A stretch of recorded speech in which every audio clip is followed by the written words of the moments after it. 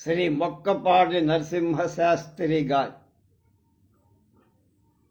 Barrister Parvateesam 8వ భాగం 23/1/25 కొలంబో నుంచి తండ్రికి ఉత్తరం రాశాడు. మార్సెల్స్ వెళ్ళే ఓడ ఎక్కాడు. అక్కడ నిద్రపోయాడో ఏదో జరిగింది. ఆ డబ్బులు ఏమైనా ఉంటే తను అప్పు చేసినటువంటి ఆయన దగ్గర ఆ డబ్బులు తీర్చేసి తనకు 500 రూపాయలు మార్సెల్స్కి ఈ కెప్టెన్ కుక్ అనేటువంటి ఈ ఓడ ఆఫీసు వాళ్ళకి పంపించమని ఉత్తరం రాసి పోస్ట్ చేశాడన్నమాట. 13వ అధ్యాయం. అలా ఎంతసేపు ఉన్నానో నాకు తెలియదు. ఒక మనిషి వచ్చి నా భుజం మీద చెయ్యేశాడు. నిద్రలో నుంచి లేచినట్లు ఉలిక్కిపడి వెనక్కి తిరిగి చూసి ఒక పక్క ఒక దొర ఏమిటయా చిన్నతనం అన్నట్టుగా నా కేసు చూస్తున్నాడు. ఇంకొక వైపు ఒక దొరసాని నా ముఖం దుఃఖాన్ని గ్రహించినట్టుగా నా కేసి జాలిగా చూశారు. నా భుజం మీద చెయ్యేసి అతను తనతోటి కూడా రమ్మని సౌజ్ఞ చేశాడు. ఎందుకో తెలియకుండా కళ్ళు తుడుచుకొని అతని వెంట వెళ్ళి రెండంతస్తులు మెట్టు దింపి అడుగున ఒక హాలులోంచి చిన్న గదిలోకి తీసుకువెళ్ళి నా సామాను కేసి చూపించి అది నేనుండాల్సిన గది కాబోలనుకు. గది చాలా చిన్నది. అందులో ఒక పక్క ఒకదాని మీద 2-3 పొడిగాటి బల్లలు, వాట్లపై పరుపులు పరిచి ఉన్నాయి. ఒక పక్క గోడకి చిన్నగా పింగాణి బూరల మూకెడు, అందులో కుళాయి ఉన్నాయి. పక్కనే ఒక సబ్బు పెట్టె, ఇంకో పక్క 2 తువ్వాళ్ళు ఉన్నాయి. నా తలాపు దిక్కున గోడకి గుండ్రని రంధ్రం, దానికో గాజు తలుపు ఉన్నాయి. అదే మా గది కిటికీ. అందులోంచి సముద్రం చక్కగా కనపడుతోంది. పై బల్లల మీదకి ఎక్కడానికి ఒక చిన్న నిచ్చెన ఉంది. నేను గదిలోకి వచ్చేసరికి పై 2 బల్లల మీద 2 చైనా కుర్రాళ్ళు కూర్చొని తన సామాను సరిచేసుకుంటున్నారు. నేను నా పెట్టే అది మంచం కిందకు తోసేసి సముద్రం వైపు చూస్తూ కూర్చొని. చీకటి పడ్డాది. గదిలో మొదటి స్టీమర్లో మళ్ళీనే ఎలక్ట్రిక్ దీపాలు వెలిగించారు. నాకు తొడుక్కున్న సూటు బిగువుగా ఉండటం మూలంగా వింపేస్తే బాగుంటుందని తోచింది. నెమ్మళంగా విడిచి ఇంటి దగ్గర తెచ్చిన మల్లు పంచె పెట్టెలోంచి తీసి కట్టుకొని షర్టుతో పాటే కూర్చొని పై కుర్రాళ్ళిద్దరూ తెల్లబోయి నా కేసు చూస్తున్నారు. ఎవళ్ళు చూస్తే నాకేం. ఒక రాత్రి భోజన సంగతేమిటా అనుకున్నా. భోజనం స్టీమర్ వాళ్ళు పెడతారు. ఎలాంటి భోజనం పెడతారు, ఎంత తీసుకుంటారు కంపెనీ వాళ్ళని అడగటం మర్చిపోయా.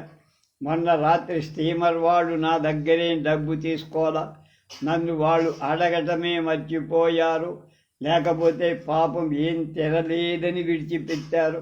ఏ సంగతి దిగి రావటంలో హడావిడిలో అడగటం మర్చిపోయి.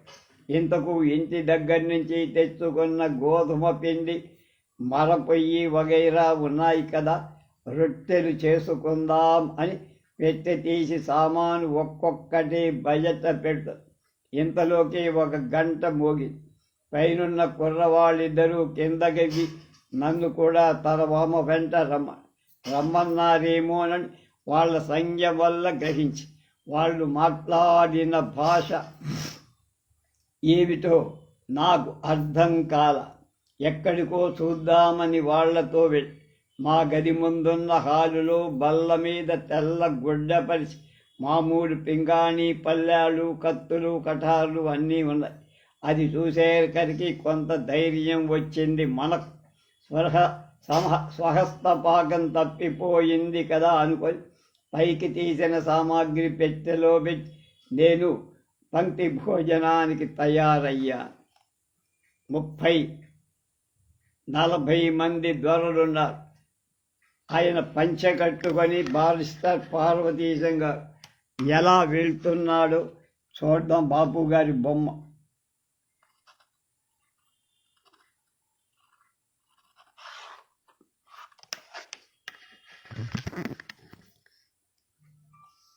మొత్తం 30-40 మంది దొరలున్నారు.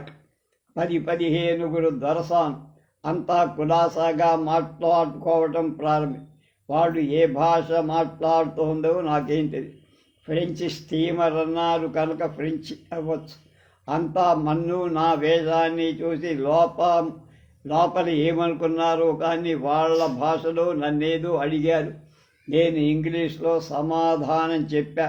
వాళ్ళ భాష నాకు తెలియదని వాళ్ళంతా వెర్రి మొగాలేసుకొని నా కేసు చూశారు. పోని తెలుగులో చెబుదామనుకున్నా, అయినా వీళ్ళ మొహం ఇంగ్లీషే తెలియని వాళ్ళకి తెలుగేం తెలిసి వస్తుందిలే అనుకుని ఇక లాభం లేదనుకుని వాళ్ళ ధోరణి వాళ్ళు కబుర్లు చెప్పుకుంటున్నారు. నా మట్టుకు కొంచెం భయం వేసింది. స్టీమర్లో ఇంగ్లీషు వాళ్ళు లేనట్లున్నారు. మనతో మాట్లాడే వాళ్ళైనా ఎవళ్ళు ఉండరు కాబోలు. కాలం ఎలా గడుస్తుందా అనుకుని ఇంకో క్షణానికల్లా వడ్డన ప్రారంభమై. ఈ వడ్డన పద్ధతి తమాషా. ఒక మనిషి ప్రతి వాళ్ళ దగ్గరకు తీసుకురావడం, ఎవళ్ళకు కావలసింది వాళ్ళు తీసుకొని వాళ్ళ కంచాల్లో పెట్టుకోవడం. తెచ్చిన పదార్థం దాని ఆకారం వల్ల, వాసన వల్ల బ్రహ్మణులు ముట్టుకోతగ్గది కాదనుకొని మన దేశంలో మాంసం తినే వాళ్ళైనా కూరల్లే వండుకొని అన్నంలో వేసుకొని తింట. వీళ్ళు అన్నం లేకుండా వట్టి మాంసమే తింటున్నారు. ఆ గిన్నె తీసుకొని నా దగ్గరకి వచ్చాడు. నాకు అక్కర్లేదని వాడు ఆశ్చర్యపోసి నాకేసి చూశాడు. నాకు అర్థం కాల. ఏమిటా దిక్కుమాలిన భాష, స్వచ్ఛమైన ఇంగ్లీష్లో మాట్లాడలేవా అని వాడితే కొంచెం గోడకు చెప్పినట్టు అనిపించి నేను అన్నది వాడికి తెలిస్తేగా. అంతలో ఇంకా మన కర్మం విశ్వస్థలాగా అర్ధరాత్రి వేళ రొట్టెలు కాల్చుకోవాలేమో అనుకున్నా. లేచి వెళ్ళబోతూ ఉంటే వాడు కూర్చోమని సౌజ్ఞ చేసి వెళ్ళి ఇంకో దొరని తీసుకొచ్చి ఆ వచ్చిన ఆయన ఏదో భాషలో మాట్లాడటం మొదలుపెట్టి నాకు కోపం వచ్చి మొదటి వాడి వంక చూసి, ఈ అఘోరానికి వాణ్ణి కూడా తీసుకొచ్చావెందుకు, నీ అవఘోరించకం చాలా అన్న. తెలుగు అవును. వాడికి అర్థం కానప్పుడు ఏ భాష అయితే ఏం, తెలుగు అయితే ఏం. కొత్తగా వచ్చిన వాడి ఒక్కో మొక్కన్నరో ఇంగ్లీషు వచ్చని తోస్తుంది. సంజ్ఞల వల్లనైతేనే వాడికి నాకు అర్థం కాని ఇంగ్లీషు భాష వల్లనైతేనే భోజనం చెయ్యవా అన్నాడు. చెయ్యను. ఏమన్నా నేను మాంసం తినడు అనేటప్పటికీ నా అవస్థ వాడు గ్రహించగలని కూర్చోమని సౌజ్ఞ చేసి వడ్డన మనిషిని తీసుకెళ్ళి చక్కగా కళ్ళు రొట్టెలు 2, మరి కాస్త వెన్న, కాసిన ఉడకేసిన బంగాళాదుంపలు పంపా. కడుపు నిండా దానికైతేనే అవి తిన్నా. అది పూర్తయ్యేటప్పటికీ అందరికీ కూడా సగ్గు బియ్యం, క్షీరాన్నం, పరవాన్నం తీసుకొచ్చి, సరే ఇది బాగుందనుకొని నాకు ఇష్టం కూడానేమో మరి కాస్త పుచ్చుకొన్నా. రోజు ఇలా ఉంటే చాలనుకున్నా. నలుగురితో పాటు లేచి నా గదిలోకి వచ్చేసా. స్టీమర్ వాళ్ళే పరుపులు అవి వేసి ఉంచడం మూలాన నా మంచం బొంత తీయాల్సిన అవసరం రాల. పరుపు మీదనే పడుకొని చీకట్లో మహాసముద్రంలో స్టీమర్కు దారి ఎలా తెలుస్తుందా అని ఆలోచిస్తూ నిద్రపోయి తెల్లారుజామున మెలకు వచ్చి లఘుశంకకు వెళ్లాల్సిన అనుమానంగా వచ్చి ఎక్కడికి వెళ్ళటానికి తోచదు. ఎవళ్ళని అడుగుదామన్నా ఎవళ్ళు కలపడు. నా గదిలో కుర్రాళ్ళను లేపి అడుగుదామంటే నా భాష వాళ్లకు తెలియదు. ఏం చెయ్యాలో తోచ. అలాగే బలవంతాన బిగబట్టుకొని ఎప్పుడు తెల్లవారుతుందా అని కనిపెట్టు కూర్చున్నా. నిద్రపోదామంటే నిద్ర పట్టదు. నిమిషం ఒక యుగంగా గడిచిపోతాను. ఎలాగైతే తెల్లవారింది, లేచి హాల్లోకి వచ్చా. అక్కడున్న ఒకరి దగ్గరికి వెళ్ళి దొడ్డెక్కడుందన్నా. ఇంగ్లీష్లో వాడికి అర్థం కాలేదు నా భాష. వాడి భాషలో ఎలా చెప్పాలో నాకు తెలియదు. అలా 4-5 అడిగి చూసి ఎవళ్ళు నన్ను గ్రహించుకోలేకపోయారు. నా బాధ చెప్పసఖ్యం కాకుండా ఇంకో క్షణం ఉంటే పట్ట బద్దలవుతుందేమని భయం. పోనీ సంజ్ఞ చేద్దామంటే ఎలా? సంజ్ఞ చేయడానికి మట్టుకు వాళ్ళకు ఏ సంజ్ఞ చేస్తే తెలుస్తుందో. అక్కడికి మన దేశాచారాన్ని బట్టి 1 వేలు చూపించి ఎవళ్లకు తెలియదు. 2 వేళ్ళు చూపించి దానికి సమాధానం, వాళ్ళ దేశంలో 3 వేళ్ళు చూపిస్తారు, 3 ఏళ్ళు చూపించి అది అర్థం చేసుకోవాలి. ఒళ్ళు మండి 5 వేళ్ళు చూపించి లాభంలే. ఆఖరుకు ఏం సంజ్ఞ చేశాను, అలా వాళ్లకు తెలియపరిచాను. నా అవస్థ నాకే చివరగా మాత్రం ఒకడు తీసుకెళ్ళి దొడ్డి చూపించి ఒక గది తలుపు చేసి దాని స్నానాల గది కూడా అని చెప్పాను. నేను అక్కడ అడగకుండా స్నానం మాట దేవుడు ముందు తొందరగా దొడ్లోకి పరిగెత్తి బాధ తీర్చుకొని మళ్ళీ నా గదిలోకి వచ్చి దంతధావనం చేసుకొని స్నానాల గదిలోకి వెళ్ళి స్నానం చేశాను. స్నానం చేసి వచ్చేసరికి భోజనాలకు అన్నీ సిద్ధంగా అమర్చి పెట్టి అందరికీ కోడిగుడ్డు చేపలు, నాకు మాత్రం ఏదో జావా రొట్టె విన్నా. ఇది రోజు ఇదే పద్ధతి. పొద్దున్నే లేవడం, కాలకృత్యాలు తీర్చుకోవడం, కాసేపు అటు ఇటు తిరగడం, మధ్యాహ్న భోజనం, కాసేపు నిద్రపోవడం, టీ తీసుకోవడం, ఎప్పుడు సాయంత్రం అవుతుందా అని కనిపెట్టు కూర్చోవడం, భోజనం చేయడం, ఇది కార్యక్రమం. 4 రోజులు అలా గడిచాయి. ఓడ అస్తమానం ఊగిసలాడటం వల్ల, భోజనం తిన్నగా లేకపోవటం వల్ల నాకెప్పుడు వికారంగా తలనొప్పిగా ఉండే. అన్నహితము బొత్తిగా తప్పిపోయి, అన్నహితం అంటే రొట్టెల హితమని అర్థం. కొలంబోలో బయలుదేరిన తర్వాత ఇంకా అన్నం అనేది కళ్ళ కనపడల. అలా 4 రోజులు గడిచాయి. 5వ రోజు ఉదయం అహర్నిషాదులు పడిగెత్తున్న స్టీమర్ ఆగిపోయి, ఎందుచేతనానికి కిటికీలోంచి తొంగి చూసేసరికి ఊరు కనిపించి నాకు భోజనం సప్లై చేస్తున్న మనిషి వచ్చి స్టీమర్ సాయంత్రం దాకా ఆగుతుందని ఊళ్ళోకి వెళ్ళి చూసి రావచ్చని చెప్పి వాడు చెప్పడం అంటే చెప్పాడు. కానీ తీరా ఊళ్ళోకి వెళ్ళాల్సిన తర్వాత హఠాత్తుగా స్టీమర్ బయలుదేరి వెళ్ళిపోతే, అయినా ఈ 4 రోజుల నుంచి నీటి మీద ప్రయాణం చేసిన మీద భూమి కనపడగానే ఏదో ప్రాణం లేచి వచ్చినట్టు నా గదిలోనే ఉన్న చైనా కుర్రాళ్ళిద్దరు దుస్తులు మార్చుకుంటూ నన్ను కూడా రమ్మని సైగ చేసి, నాకు వెళ్ళాలనే సరదా. నేను సూటేసుకొని కొలంబోలో ఉన్న టోపీ పెట్టుకొని దొరగారిలా బయలుదేరి.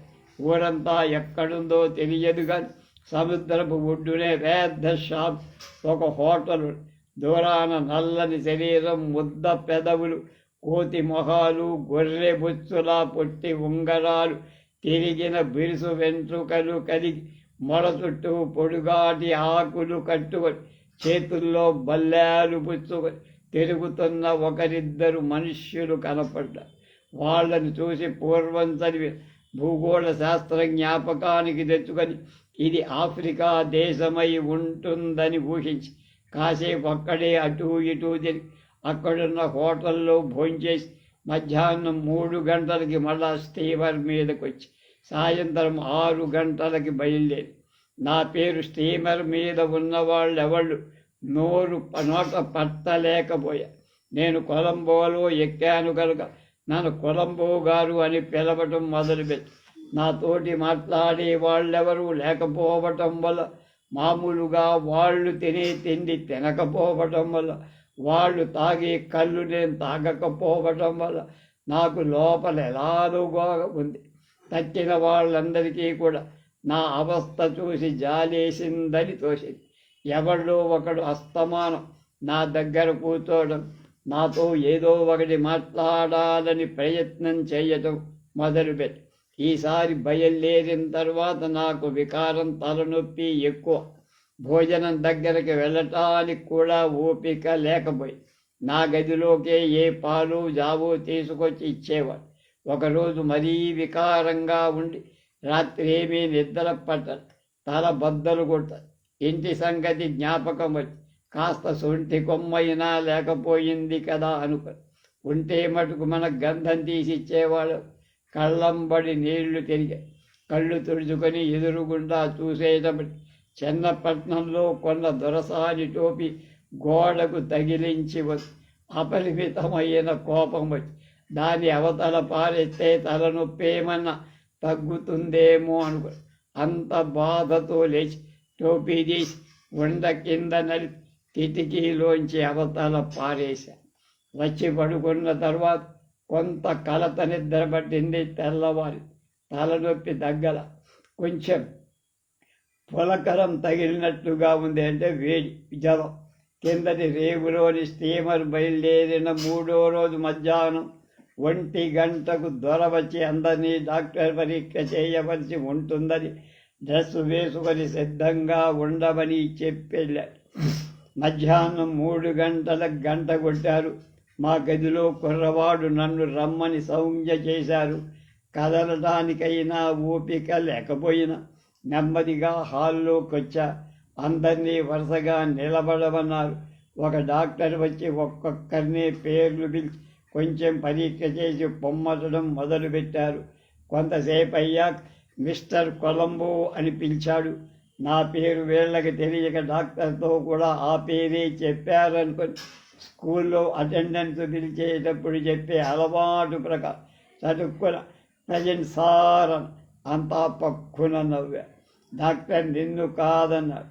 ఇంకొక 80 సంవత్సరాల ముసలి ధర ముందుకు వచ్చి ఆయన పేరు కాబూలు కొలంబో అనుకో. డాక్టర్ వెళ్ళిపోయాక తర్వాత నాకు భోజనం పెట్టే ధరను పిలిచి ఏమిటి గోలంతా. వాడు స్టీమర్ సూయిస్ దగ్గరికి వచ్చిందని, అక్కడ వైద్యుడలా పరీక్ష చేయటం మామూలని, జబ్బుగా ఉన్న వాళ్ళందరినీ ఇక్కడే దింపేస్తారని చెప్పి సూయజ్ అంటే సూయజ్ కెనాలేనా అడిగా.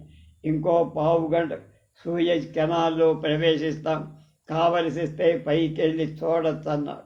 నా గదిలో కుర్రవాణ్ణి సహాయం తీసుకొని నెమ్మదిగా డెక్ అంటారే పైకెక్కా. కొలంబోలో బయలుదేరిన తర్వాత మొదటిసారి ఇదే టాపు మీదికి రావడం. చల్లని సముద్రపు గాలి తగిలేటప్పటి ప్రాణం లేచొచ్చింది. దీపాలు పెట్టే వరకు అక్కడే సూయజ్ కెనాలు చూస్తూ కూర్చున్నా. చిన్నప్పుడు మా సూయజ్ కెనాల్ అంటే ఏమిటో అనుకునేవాణ్ణి. అది మామూలు పడవల కాలవలాగా ఉంది. ఎటొచ్చి కొంచెం వెడల్పు, లోతు ఎక్కువ. ఒడ్డున మనకేపు పొందేనే ఈత చెట్లు అన్నీ ఉన్నాయి. అందులో కొన్ని ఖర్జూరపు చెట్లు అని చెప్పారు. ఒంటెలు చాలా కనపడ్డాయి. చూడ్డానికి అంతా చాలా చక్కగా ఉంది. దీపాలు పెట్టగానే మళ్ళీ నా గదిలోకి వచ్చి పడుకొని తెల్లారేటప్పటికే పోర్ట్ సెడ్ వచ్చామన్నారు. మా గదిలో కుర్రాడు డ్రెస్ వేసుకుంటూ ఉన్నారు.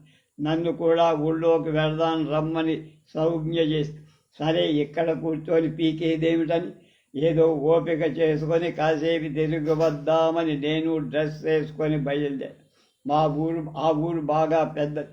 చక్కని షాపులు చాలా ఉన్నాయి.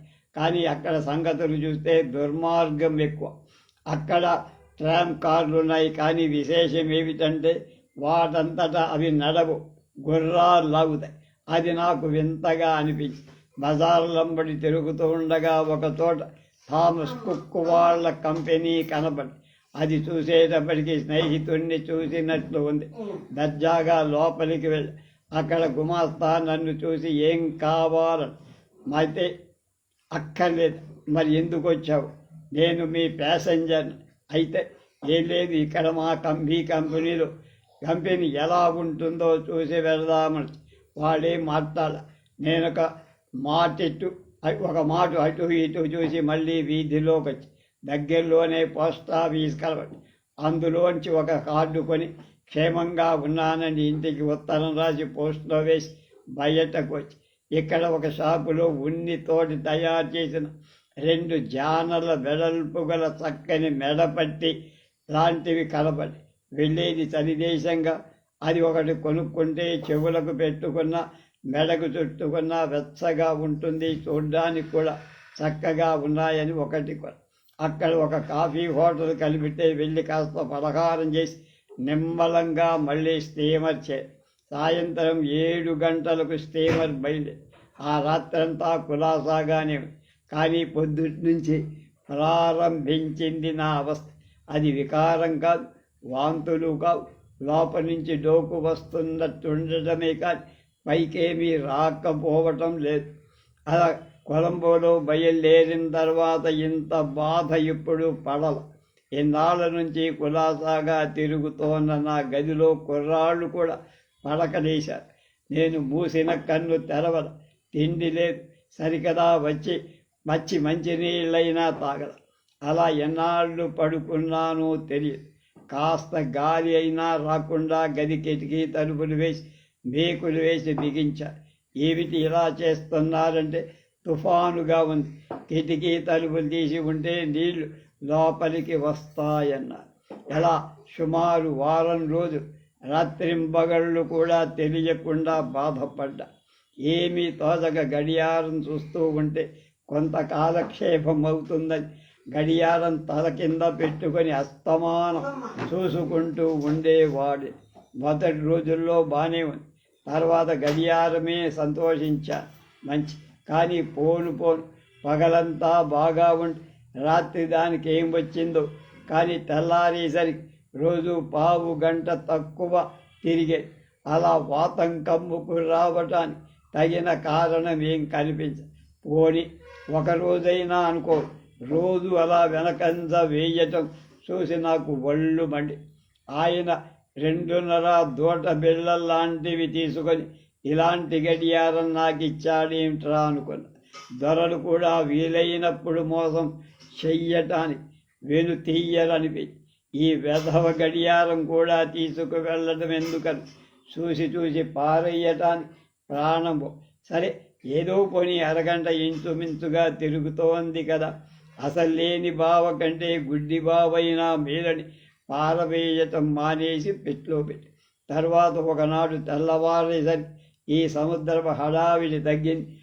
దొర చీకటితోటే వచ్చి నన్ను లేపి, ఇవాళే దిగిపోవటం, బెంగ పెట్టుకోకు, ఇంకో గంటకో 2 గంటలకో ఒడ్డు చేరతాం, భూమి కనపడుతుంది, లేచి కాస్త పలహారం చేసి పైకి వెళ్ళి చూడమని ఎంతో ఆదరంగా చెప్పి ఈ 4-5 రోజులు తిండి లేకపోవడం చెక్కి శల్యమైపోయి ఒంట్లో చాలా నీరసం, లేస్తే కాళ్ళు దడదలాడుతాయి. అలాగే లేచి దంతధావనం చేసుకొని చొక్కాలు కాస్త తిని చొక్కాలు తొడుక్కుంటూ ఉంటే ఆ దొర నా గదిలోకే పలహారం కాస్తంత తిని నెమ్మళంగా ఉంది. సముద్రం ఎంతో చక్కగా ఉంది. సూర్యుడప్పుడే ఉదయించాడు. తరుణ కిరణాలప్పుడే తరంగాల మీద నాట్యం చేస్తూ రత్నప్రభ కలిగించాయి. దూరాన్న తెరదీసినట్టు మంచి విడిపోదు. ఒడ్డున ఉన్న పర్వతాలు మొదలై కొంచెం కనిపిస్తుంది. అన్నిటికంటే స్పష్టంగా ఒక పర్వతం మీద, దేవాలయ శిఖరం మీద సువర్ణ విగ్రహం ఒకటి సూర్యకాంతిలో దేదీప్యమానంగా కనపడి అంతకంతకు దరి చేరుతున్నాం. అక్కడ హార్బర్లో ఎన్ని వందల స్టీమర్లు ఉన్నాయో లెక్కలేదు. ప్రపంచంలో ఉండే స్టీమర్లు అన్నీ ఒక్కసారి ఇక్కడికి వచ్చాయా అనిపించి అదంతా చూస్తే లోపల ఒక విధమైన భయం. తర్వాత నా మనస్సులో లేదు. ఏదో ఆలోచిస్తూ ముందు మన గతేమవుతుందా అని తెలుసుకోవటానికి ప్రయత్నిస్తూ అలా నిలబడ్డా. సుమారు 10 గంటలు అయ్యేటప్పటికే మార్సెల్స్ చేరాం. 14వ అధ్యాయం. ప్లాట్ఫారం మీదికి రైలు వచ్చినట్లుగా మార్సెల్స్లో స్టీమర్ సముద్రంలోకి కట్టిన ప్లాట్ఫారం దగ్గరికి చేరింది. ప్లాట్ఫారం నిండా జనం కిటకిట. స్టీమర్ మీద ఉన్నవాళ్ళు కింద ఉన్నవాళ్ళు స్టీమర్ మీద వాళ్ళు చేతులోపడం, జేబు రుమాళ్ళు విసరడం, ముద్దులు గెరవాటేయడం. వీళ్ల తాలూకు బంధువులంతా వీళ్ళని చూడటానికి వచ్చారు కదా అనుకున్నా. స్నేహితులు కానీ బంధువులు కానీ లేనివాణ్ణి నేనొక్కనే.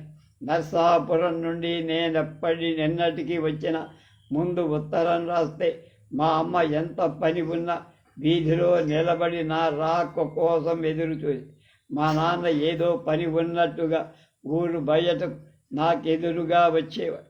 ఇవాళ ఇక్కడే వాళ్ళు లేకపోయేటప్పటికి ఎంతో దుఃఖం వచ్చి, కొత్త ప్రపంచంలోకి వెళుతున్నా కదా, అనుభవం లేనివాణ్ణి, కుర్రాన్ని, వెనక ఆసరా ఎవళ్ళు లేకుండా ఈ దేశంలో ఎలా నిగ్రహించుకోగలన అని భయం. ఒక్కొక్కళ్ళే దిగి కిందకున్న వాళ్లను కౌగలించుకొని ఆనంద బాష్పాలు రాలుస్తూ నాకు కళ్ళ వెంబడి నీళ్లు వచ్చి అట్టే చూస్తూ నిలబ. నేను అక్కడిని తప్ప అందరూ దిగ. ఆఖరు మనిషి వెళ్ళిపోతుండగా ఒక దొర నా దగ్గరికి వచ్చి ఇంగ్లీషులో ప్రసంగం మాట్లాడి ప్రాణం లేచొచ్చి, దొరైనా కొంచెం మాట్లాడవచ్చు కదా అను. కొలంబో నుంచి వస్తున్నారా అన్నాడు. అవునన్న. మీ సామాన్ ఎక్కడాకి? ఇక్కడ మీరు ఎరుగున్న వాళ్ళు ఎవరైనా ఉన్నారా? లేరు. మీరెవరు? నేను థామస్ కుక్ కంపెనీ మనిషి. మీకేమైనా సహాయం కావాల్సిస్తే చేస్తా. మీరెక్కడ బస చేస్తారు? నాకేం తెలియదు. నాకు ఈ దేశం కొత్త. మీరు రాకపోయేట్లయితే ఏం చేసేవాణ్ణో తెలియదు. శ్రమ అనుకోక దయచేసి నన్నేదైనా హోటల్కు తీసుకెళితే చాలా సంతోషిస్తా. ఒక నిమిషం నన్ను ఎగాదిగా చూసి పెద్ద హోటల్కి తీసుకెళ్ళనా? ఇంగ్లండ్ వెళుతున్న వాళ్ళు పెద్ద హోటల్కు వెళ్లకుండా చిన్న హోటల్కి వెళ్ళటమేమి కర్మం అనుకొని పెద్ద హోటల్కి తీసుకెళ్ళమని. అతను మళ్ళీ ఒకసారి నా వంక చూసి పెద్ద హోటల్లో చాలా ఎక్కువ అవుతుందన్నాడు సంకోచి. పైకి అలా కనబడ్డా నేను చాలా డబ్బు గలవాణ్ణి అని వాడు అనుకోవడానికి చిరునవ్వుతా. మరేం పర్వాలేదు, భయపడకండి, తీసుకెళ్ళండి. సరే, మీ సామాన్ ఎక్కడుందో చెప్పితే పైకి తెప్పిస్తాను. ఫలానా చోట ఉందని చెప్పగానే సామాను పైకి తెప్పించి దయచేయండి వెళ్దామని దర్జాగా స్టీమర్ దిగి బయటకి వచ్చి బండెక్కి తిన్నగా హోటల్కి.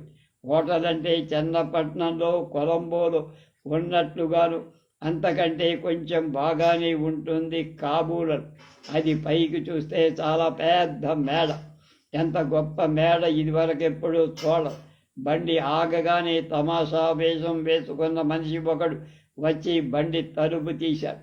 నన్ను చూడటంతోనే కొంచెం తలపైకి ఇంకొక పక్కకి చూడడం మొదలుపెట్టి మళ్ళీ ఒక వాటు నా వైపు చూసి నాతోటి ఉన్న దొరకేసి ఇలాంటి వాణ్ణి ఎందుకు తెచ్చావురా అన్నట్టు చూశా. ఆ చూపుతోటి నేను సగం కుంగిపోయా. మేమిద్దరం దిగగానే నా సామాను కేసు చూసి ఇంకక్కడ నుంచోకుండా హోటల్ గుమ్మం దగ్గరకు నడిచా. వాడి వెనకాలే మేము వెళ్ళాం. లోపల ప్రవేశించగానే అడుగు ముందుకు సాగల. కేవలం ఇంద్ర భవనంలా ఎరక్కపోయి పెద్ద హోటలు తీసుకు వెళ్ళామన్నా అంత డబ్బు ఏమవుతుందో అనుకున్నా. ఇప్పుడు వెర్రి ముఖం వేస్తే లాభం లేదనుకు నా జీవితమంతా ఇటువంటి హోటల్లో గడిపినట్టుగా దర్జాగా నడపటం మొదలుపెట్టి నా తోటి వచ్చిన దొర అక్కడ గుమాస్తాతోటి ఏదో చెప్పాడు. ఆ గుమాస్తా పెద్ద చిఠా తీసి అందులో నన్ను సంతకం చెయ్యమని మా దొర నన్ను ఒక బంట్రోతుకు అప్పచెప్పి వాడు నా గదికి తీసుకువెళ్తాడని చెప్పి నన్ను భోంచేసిన తరువాత వాళ్ళ ఆఫీసుకు రమ్మని వెళ్ళిపోయారు. బంట్రోతు నా సామాన్ తీసుకువెళ్ళి అక్కడ ఒక చిన్న గదిలో పెట్టారు. ఆ గది ముందు ఎనప కటకటాల తలుపు మొడవటానికి వీలుగా ఉన్నాయి. గది బొత్తిగా చిన్నది. అందులో ఒక చిన్న బల్ల. ఇంత చిన్న గదిలో ఉండటం ఎలా అనుకున్నా. మంచం వేసుకోవడానికి స్థలం లేదు సరిగదా. బల్ల మీద పడుకుందామనుకున్నా పొడుగు సరిపోయేట్లేదు. గదిలో మట్టుకు దీపం వెలిగించారు. గాలి రావటానికి ఎక్కడా కిటికీ కూడా లేదు. ఇంత పెద్ద హోటల్లో ఇంత చిన్న గదేమిటా అనుకున్నా. అలా అన్నీ ఉంటే తక్కిన వాళ్ళంతా ఎలా ఉంటారా? ఒకవేళ నన్ను చూసి ఒకటి ఇంకొకళ్ళకి పనికి రాని గది నాకు పారేశారా అనుకున్నా. నా తక్కువ మట్టుకేమిటి, ఈ గదిలోకి వెళ్ళకూడదనుకు సామాన్ అందులో పెట్టి బంట్రోతు రమ్మన్న. నేను రానను. రమ్మని ఊరికే సంజ్ఞ చేయటం మొదలుపెట్టి వాడి భాష నాకేం తెలియల. ఏమైనా సరే రానను. వాడికి ఏం అర్థం కాక వెర్రి మొగం వేసుకొని నాకేసి దీని సంగతి ఏమిటో కడుక్కుందామని గుమాస్తాను పిలిచి గుమాస్తా కూడా లోపలికి వెళ్ళవ. ఈ గది అయితే నాకు అక్కర్లా, ఇంకొక హోటల్కి వెళ్తాను. వచ్చిరాని ఇంగ్లీష్లో నన్ను లోపలికి దయచేయమన్నాడు. ఆ హోటల్లోకి వచ్చిన వాడు ఎవళ్ళో దొరలు దొరసానులు నన్ను చూసి నవ్వటం మొదలుపెట్టి నాకు ఆ గది అక్కర్లేదు, నా సామాన్ యువతల పడేయమని మరి ఇంకా వాదించే లాభం లేదనుకున్నాడు. కానీ నన్ను చెయ్యి పట్టు బలవంతంగా గదిలోకి తీసుకువెళ్ళి తలుపు వేశాడు. వేయటంతో గది హఠాత్తుగా అంతరిక్ష మార్గంలోకి ఎగిరిపోయి నేను హడలిపోయి కెవ్వుమన్న లిఫ్ట్ అన్నమాట. ఇంతలో గది ఆగింది.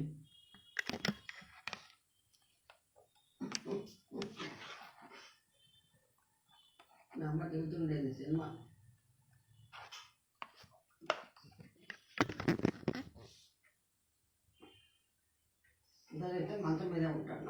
బంట్రోజు తలుపి తీసి బయటికి నడవమని. నాకు అదేం అర్థంగా ఇంకా ఏం వింతలు జరుగుతాయో అనుకొని ఆశ్చర్యపోతూ యువతలకు బంట్రోజు సామాన్ తీసుకొని తనతోటి రమ్మని తిన్నగా ఒక గదిలోకి తీసుకువెళ్ళే ప్రవేశపెట్టి అప్పటికి ప్రాణం కుదటబట్టి ఇందాకది మేడ శ్రమ పడకుండా ఎక్కడానికి ఉపాయం లిఫ్ట్ అని తెలుసుకొని నన్ను చూసి వాళ్ళంతా ఎందుకు నవ్వుతున్నారు కదా అనిపించి సిగ్గుపడు. ఈ గదిలో కూడా హోటల్కు తగ్గినట్టు విశాలమైన పెద్ద మంచం, దానిపైన 2 పరుపులు, పైన బాగా 2 అరచేతుల దళసరి పట్టు బొంత, ఒక పక్క సోఫా, 2 కుర్చీలు, ఒక మేజా, దానిపైన పెద్ద అద్దం, ఇంకో మేజా పైన పెద్ద పింగాణి బూర్లె మూకుడు, నీళ్ల సహితంగా 2 కూజాలు, సబ్బు, మల్లె పువ్వులాగా ఇస్త్రీ చేసిన 2 తువ్వాలు, ఇంకా ఆ గోడలు అందం వర్ణించటానికి శక్యం కాదు. నేను కళ్ళు అప్పగించి గదికేసి చూస్తుంటే బంట్రోతు నా సామానక్కడ పెట్టి వాడి దారిన వాడు వెళ్ళిపోయాడు. నేనొక నిమిషం సోఫా మీద కూర్చొని విశ్రాంతి తీసుకొని సౌఖ్యమన్నా అనుభవమన్నా దొరలదే కానీ మనకే ఉందనుకుని మన దేశం ఎప్పుడు ఇటువంటి స్థితికి వస్తుందో అనుకో. తలుపు దగ్గరే గోడని మొత్తం నొక్కండి అని ఇంగ్లీష్లో వ్రాసి ఎందుకలా వ్రాసాడని ఆలోచి వచ్చిన వాళ్ళంతా నొక్కాలేమో అని అనుకున్నారు. ఒక నిమిషానికల్లా ఒక బంట్రోతు పరిగెత్తు వచ్చి ఫ్రెంచిలో ఏదో అన్నారు. నాకు ఊరికే ఆకలి దహిస్తూ పోతుంది. వీడు వచ్చి ఆ భాష మాట్లాడటంతో నాకు ఒళ్ళు భగ్గున మండి, నువ్వు మర్యాదగా ఇంగ్లీష్తో మాట్లాడితే లేకపోతే కెక్కురు అనకుండా అవతలికి నడు అన్న. వాడికి ఇంగ్లీషు కొద్దిగా తెలిసినట్టు అర్థమైంది. మీరెందుకు గంట కొట్టారు? నేను గంట కొట్టలా, చిత్తం గంట కొట్టినట్టు వినపడితే వచ్చారు. తమకేమైనా కావాలా అన్నట్టు భోజనం చెయ్యాలి, భోజనశాల వాబడ ఎక్కడ. అప్పుడే ఏదో జ్ఞాపకం వచ్చినట్టుగా వాళ్ళు నాకేసి ఒకసారి చూసి, మీరు మీ గదిలో భోజనం చేస్తారా? అందరితో హాలులో భోంచేస్తారా అన్నారు. అందరితో పాటే హాల్లో చెయ్యకుండా నా గదిలో ఎందుకు చెయ్యాలి?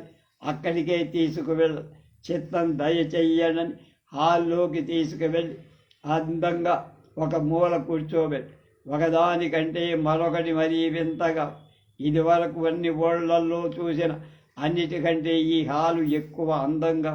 ఇక్కడ బల్లెలు, వాట్లపైన మల్లె పువ్వుల్లాంటి గుడ్డలు, వాట్లపైన రంగురంగుల పువ్వులతో ఉన్న రకరకాల పూజాలు, తెల్లని పళ్ళాలు చూస్తే కండ్లు చెదిరిపోయి ఏవి సౌందర్యం, ఐశ్వర్యం అని ఆశ్చర్యపోతూ గుడ్లప్పగించి చూస్తూ ఉన్న హాలంతా నిండిపోయి ఉంది. అనేక మంది దొరలు, దొరసానులు భోజనాలకు కూర్చొని వాళ్ళ వేషాలు చూస్తేనే చాలా గొప్ప వాళ్ళని అర్థం. నా బోటి వాళ్ళకు కూడా నాకేసి ఒక్కసారి కన్నెత్తి చూసి తలవంచుకొని వాళ్ళ ధోరణిలో వాళ్ళు బ్రాహ్మణ భోజనం మధ్యమందు ఎదురుగా వచ్చిన పంచముణ్ణి చూసినట్టుగా వాళ్ళు నాకేసి చూసినట్టు అనిపించి ఎరక్కపోయి వచ్చాం కదా ఇక్కడికి అనుకున్న. బంట్రోతు ఒకడు వచ్చి మాంసం కూర ఉన్న కంచం ఒకటి నా దగ్గర పెట్టి నేనది తినడం చూసి ఏం కావాలని నేను శాకాహారి అన్నా. అంటే కంచం తీసుకొని చేపను తీసుకొచ్చి పెట్టి అది పనికిరాదంటే 2 కోడిగుడ్లు తీసుకొచ్చి పెట్టి ఆశ్చర్యపోతూ ఇది కుదరదన్న. ఏదో కొత్త రకం జంతువును చూసినట్లుగా నాకేసి 4 ఉడకేసిన బంగాళదుంపలు, చిక్కుడు గింజలు మొదలైన కేవలం శాకాహారం తీసుకొచ్చి అమిత నిర్లక్ష్యంగా పెట్టి ఆ బంట్రోతు కూడా లోకువైపోయాను కదా అని విచారం. భోజనమైంది. ఇంకా ఒక్కసారి కుక్కువారి కంపెనీకి ఇంటి దగ్గర నుంచి డబ్బేమైనా వచ్చిందేమో అని కనుక్కుందామని బయలుదేరి మేడ దిగడానికి పొద్దుట గది కోసం కేక వేద్దామనుకుని ఎలా పిలవటమో తోచ మామూలుగా మెట్లు దిగి కిందకు నన్ను చూసిన వాళ్ళంతా నవ్వడం ఏమిటా అని నవ్వుతారని నా బట్టల కేసు చూసుకొని ఈ 7 రూపాయల సూటే కారణమై ఉంటుంది కదా అని తక్షణం కొత్త డ్రెస్ ఏదైనా కొనుక్కుందామని నిశ్చయించుకొని వీధిలోకి వచ్చేటప్పటికి చలి గజగజలాడు.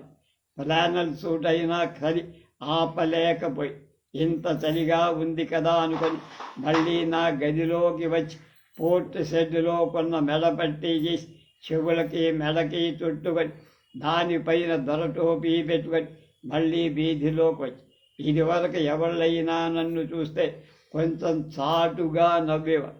ఇప్పుడు ప్రతివాళ్ళు నా మొహం మీదే నవ్వటం మొదలుపెట్టారు. ఏమిట్రా అని వెళుతూ ఉంటే వెనకాలే 25-30 మంది కుర్రాళ్ళు ఏలలేస్తూ నవ్వుతూ వెంబడించారు. నా అదృష్టం వల్ల కుక్కువారి కంపెనీ హోటల్ చాలా దగ్గరలో ఉంది. లోపలికి వెళ్ళగానే గుమాస్తాలు వెరగబడి నవ్వటం మొదలు. నాకు ఉడుకుమొత్తన వచ్చి కళ్ళంబట నీళ్లు తిరిగాయి. ఎందుకలా నవ్వుతున్నారంతా నన్ను చూసి? నాలో ఏం లోపమో దయచేసి చెబితే సవరించుకుంటానని దైన్యంగా అన్నా. వాళ్ళు నన్ను చూసి జాలిపడి ఆ అవస్థ తెలుసుకొని నేనెంతో ఆప్యాయంగా కొనుక్కొని చలిబాధ భరించలేక ధరించిన బెడపట్టి ఆడవాళ్లే కాని మగవాళ్ళు వేసుకోరని, వాళ్ళ దేశ ఆచారం కాదని, కొత్తగా ఉండటం మూల నవ్వొచ్చిందని, అందుకు క్షమించమని పొద్దున్న నన్ను హోటల్లో దిగబెట్టిన గుమాస్తా అందుకా బాబు ఎంత గోల అనుకొని ఇంకా అల్లరి కాకుండా ఇప్పుడైనా వాడి ధర్మమా చెప్పాడు కదా అని సంతోషించి నా కృతజ్ఞత తెలియపరచాలి. నా మెడపట్టి తీసుకెళ్ళి వాళ్ళకెవళ్ళకైనా ఇచ్చుకోమని బహుమతి. నాకు టెలిగ్రామ్ ఏమైనా వచ్చిందా అంటే లేదా. సరే పోనీ రేపు వస్తుందనుకో. సరి చాలా బాధిస్తోందన్న. ఓవర్ కోట్ కొనలేదా అన్నాడు. లేదన్న. అయితే ఒకటి కొనుక్కొని సరికి సహించలేరన్నాడు. దయచేసి ఏదైనా బట్టల దుకాణం దగ్గరకి తీసుకెళ్ళమని పాపం మంచివాడు, కష్ట సుఖాలు తెలిసినవాడు, పిల్లలు కలవాడు. అంటే పిల్లలు ఉన్నట్టు వాడు చెప్పకపోయినా ఉండాలి కనుక తక్షణం నాతో వచ్చా. ఇద్దరం పెద్ద షాపుకి వెళ్ళాం. చాలా దర్జాగా ఉంది. చెన్నపట్నంలో షాపుకు మళ్ళీ ఉంది. అంతకంటే ఇంకా పెద్దది. దాని నేల మీద చాలా చక్కని తివాసి. చూసి దాని మీదే నడవకుండా పక్క నడిస్తే బాగుంటుందని వట్టి నేల మీద అడుగుపెట్టి, అదేమో నేలో కానీ అడుగు పెట్టడంతోనే జర్రున జారి పడకుండా గాలిని పట్టుకోవాలని ప్రయత్నం చేసి చేతికి దొరకకపోవడం మూల వెల్లికి పడటంతోనే అక్కడున్న గుమాస్తాలు బంట్లో 50 మంది పక్కున నవ్వారు. నా పక్కనున్న దొర నన్ను లేవది, దెబ్బేం తగలేదు కదా అన్నాడు. తివాసీ మీద నడిస్తే పడకుండా ఉంటావని సలహా ఇచ్చారు. అది వరదాకా నవ్వుతున్న వాళ్ళను నేను లేచి వాళ్ళకేసి చూడటంతో నవ్వటం మానేసి ఏం ఎరగనట్టు నా చుట్టూ చూస్తూ ఉన్నారు. నాతోటి వచ్చిన ధర నాకు ఒక కొత్త సూటు, దొంగలాంటి ఓవర్ కోటు కొనిపెట్టి అవి అక్కడే తొడుక్కొని ఇంటి దగ్గర నుంచి తెచ్చుకున్న సూటుకి దీనికి ఎంత తేడా ఉంది. ఇది వరకు నేను తొడుక్కున్న సూటు చూసి నవ్వారంటే నవ్వరా? సరి బాధ బాగా చాలా తగ్గి. బట్టలైతే బాగానే ఉన్నాయి. ఖరీదు చూస్తే మటుకు ఇంత చూసిన వాడిని నాకే ఆశ్చర్యం. అక్కడి నుంచి నేను కుక్కువారి గుమాస్తా ఊరు చూద్దామని బయలుదేరా. ఆ పట్టణ సౌందర్యం, నేను చూసిన వింతలు వర్ణించాలంటే భారతం అంత అవుతుంది. నేను దేశాంతరంలో చూసిన వింతలన్నీ వేరే ఒక పుస్తకంగా రాస్తా. పైగా స్వీయ చరిత్రలో వర్ణాంశాలు విశేషంగా కూడదనుకుని అవేమీ ఇందులో రాయటంలా. కానీ ఒక సంగతి మట్టుకు చెప్పాలి. మేము చూసిన వాట్లలోకల్లా గమత్తుది అద్దాల మేడ.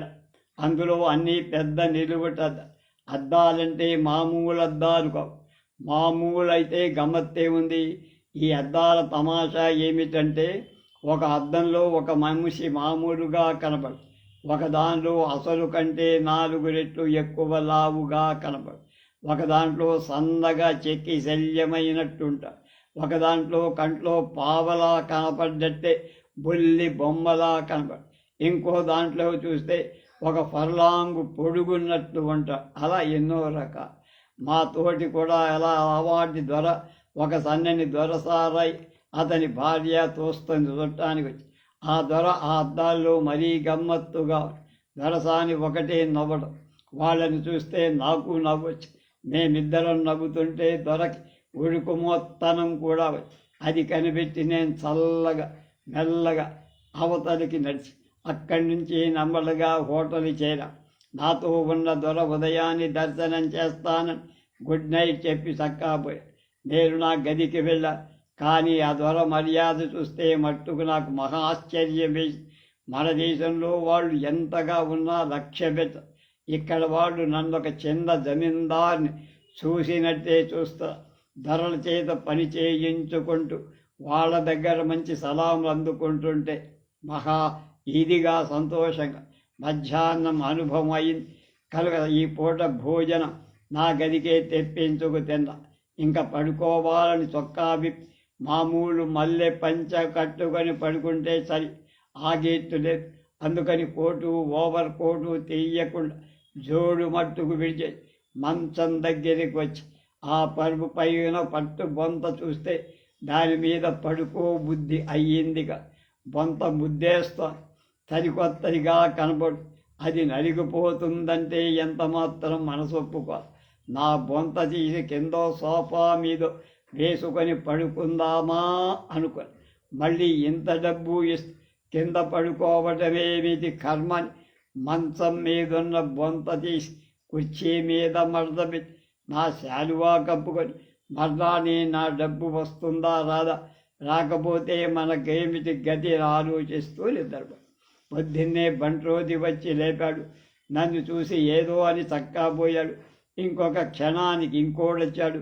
వాడు లోపలికి తొంగి చూసి నవ్వుకుంటూ వెళ్ళి అలా ఆ హోటల్లో ఉన్న నౌకర్లంతా ఒక్కొక్కళ్ళే వచ్చి గదిలోకి తొంగి చూడటం, నవ్వుకుంటూ పరిగెత్తడం, ఇదంతా చూస్తే నా కుళ్ళు మడిపోయి తిన్నగా వెళ్ళి గుమాస్తాతో చెప్పి అతన్ని పైకి తీసుకొచ్చి మేము వచ్చేటప్పటికే 4-5 బంట్రోతులు ఇంకా వాళ్ళు అక్కడే నుంచొని వెర్రగబడి నవ్వుతారు. మమ్మల్ని చూడటంతోనే వాడు నవ్వాపేసి గుమస్తా వాళ్ళని మందని నాకు క్షమాపణ చెప్పి తను నవ్వుకుంటూ పోయి. ఈ నవ్వుకంతా కారణం నా శాలువా ఏమో అనుకొని అవశిష్టాలన్నీ తీర్చుకొని పలహారం చేస్తుండగా కుక్ కంపెనీ నుంచి నాకు డబ్బు వచ్చిందని మనిషి వచ్చి చెప్పారు. ఆ మాట వినడంతోనే ఎక్కడ లేని సంతోషం వచ్చి వెళ్ళి సొమ్ము తీసుకొని హోటల్కి వచ్చి ఆ పూటే రైలుందని తెలుసుకొని త్వరగా సామాను సర్దుకొని కిందికి వచ్చి గుమాస్తా బిల్లు ఇచ్చాను. ఆ బిల్లు మొత్తం ఎంతో ఇప్పుడు చెప్పదలుచుకోల. కానీ అది వింటే మటుకు ఎంత జమీందారుకైనా ఒక్కసారి గుండె కొట్టుకోవడం మానేస్తుందని నా నమ్మకం. సొమ్ము చెల్లిస్తుంటే 2 నౌకర్లు వచ్చి నిలబడి వెళ్ళిపోతున్నాం కదా, వాళ్ళకేమైనా బహుమతి చేస్తే దర్జాగా ఉంటుందని ఆలోచించి వాళ్ళందరికీ తలొక అణా ఇచ్చినందుకు సంతోషించచ్చున అనాకాసుని ఇటు అటు తెప్పి మళ్ళీ తిరిగి వాపసు చేసి గుమాస్తా దగ్గర ఒక లెన్స్ తడిగిపుచ్చుకొని దానితోటి పరీక్ష చేసి మూతి ముడుచుకొని అక్కడ పారేసి చక్కాపోయి. ఈ పొగరుమోత్తనానికి చూస్తే మట్టుకు నాకు చాలా కోపం వచ్చి డబ్బంటే తేరగా వస్తుందనుకున్నారు కాబట్టి వాళ్ళకి ఇంతకంటే మహా ఎక్కువ ఇచ్చేదప్పుడు తీసుకోకేం చేస్తారని నా దారిన నేను రైలుకు వెళ్ళిపోయి కుక్కువారి మనిషి ఫాక్స్టన్ ఫోక్స్టన్కి ఒక టికెట్ కొనిచ్చి ప్యారిస్లో రైలు మార్చుకోమని మళ్ళీ బోలోన్లో దిగి స్టీమర్ ఎక్కితే ఫోక్స్టన్ అనే ఊరు చేస్తానని చెప్పి రైలు సామాన్యంగా మన దేశపు రైలులాగానే ఎదొచ్చి పెట్టెలు ఇంకా కొంచెం విశాలం. 3వ తరగతి పెట్టెలు కూడా పరుపులు. తెల్లారేసరికి ప్యారిస్ చేరాం. అక్కడ దిగి దంతధావనాధికారు కానిచ్చి కొత్త రైలు దగ్గరకు వెళ్ళా. జనం కిటకిటలాడుతున్నారు. 2 పెట్టెలు ఖాళీగా ఉన్నాయి. అవి 3వ తరగతివే కదా అని వెళ్ళి కూర్చున్నా. ఇంకో నిమిషానికి ఒక దొరసాని వచ్చి నన్ను చూసి ఒక బంట్రోతుని కేకేసి నన్ను దింపమని చెప్పిందని తోస్తా. బంట్రోతు నన్ను దిగమన్నాడు. బెంచిలో అనేక విధాల ఏమేమిటో చెప్పారు. ఏమైనా సరే దిగనన్న. వాడు వెళ్ళి గార్డు పట్టుకొచ్చి వాడు చెప్పినా దిగన. కిటికీ తలుపు కేసి చూపించి దాని మీద డెస్ డేమ్స్ అని ఉంది. అదేమిటో నాకు అర్థంగా. బాగానే ఉంది, సంతోషించారు. దిగమన్న. ఏం చేతను వాడికి ఏం తోచక స్టేషన్ మాస్టర్ని తీసుకుని అది ఆడవాళ్ళ పెట్టె కనుక డేమ్స్ అంటే డేమ్ అంటే ఆడదన్నమాట. కనుక దిగమని ప్రార్థించి ఖాళీగా ఉన్న ఇంకో పెట్టెలో కూర్చో. మధ్యాహ్నం బులన్ చేరాను. దిగి స్టీమర్ ఎక్క. ఆ స్టీమర్ చాలా చిన్నది. సముద్రం మహా హడావిడిగా ఉంది. అందుకని ప్రతి వాళ్లకు వికారం, వాంతులు. అన్నాళ్ళు ఆ స్టీమర్ ప్రయాణం చేసిన ఇంత బాధ ఎప్పుడూ అందరూ తలో మూల ప్రాణం పోతున్నట్టు పడుకొని ఈ అవస్థ ఎప్పుడు విడుదలవుతుందా అనుకున్న. మొత్తం మీద 2 గంటలకంటే ఎక్కువ పట్టల.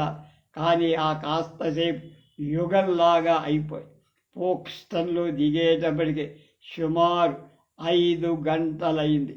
ఇంగ్లండులో అడుగు పెట్టానన్న మాట ఆ జ్ఞాపకం పెట్టుకొని మొదట కుడికాలి పెట్టా. ఆ కుడికాలు పెట్టడం మనసులో ఒక విధమైన ఆందోళన బయలుదేరి గుండెల్లో అదురు పుట్టి ఇంతవరకు మొండితనంగా కొట్టుకొచ్చా. ఇక ముందేమో అని ఆలోచన పోయి అన్నిటికీ ఈశ్వరుడే ఉన్నాడని ఒక దండం పెట్టుకొని ఆ కుడికాలు ఆ ఇంగ్లాండ్ నేల మీద పెట్టడానికి బాపు గారు ఒక బొమ్మ గీశారు.